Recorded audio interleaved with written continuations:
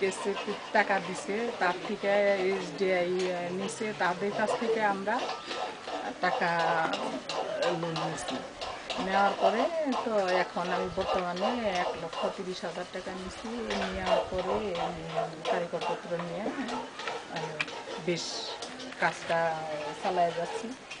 আমি যদি এরপরে থেকে আরও বেশি কিছু নেই, তাহলে আমার কাজটা আরও বড় হবে, আরও সার্কুলার হবে, আরও কারিগরপত্র নিয়ে বেশ বড় করলে আমি ভালোভাবে চলতে পারবো, কর্মচারীরাও চলতে পারবো। কিছুদিন আগে সিলমুক্ত সম্মেলনে ক্ষুদ্র ঋণ থেকে আমাদের একটা মেলা হয়েছে, ওইখানে এসডিআর থেকে আমি তাদের সদস্য হয়ে মেলার অংশগ্রহণ করছি।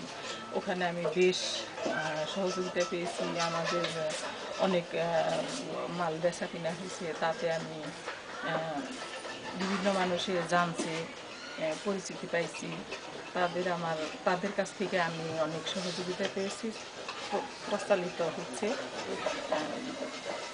তার থেকে আমি খুব ভালোভাবে চলতেছি। আমি আশা করি আমি আরও এই ধরনের মেলা সহযোগিতা পাইলে আমি আরও বড় করতে পারবো, আমার কাজটা আরো ভালোভাবে। একটুখানি বলেন যে ওই মেলায় অনেক বিদেশিরাও আসছে, আমাদের জিনিস দেখছে, তারা অর্ডার দিছে, এটা বলেন। ওই মেলায় অনেক বিদেশিরা আসছে, সবাই দেখেছে, তারা অর্ডার। আবার বলেন।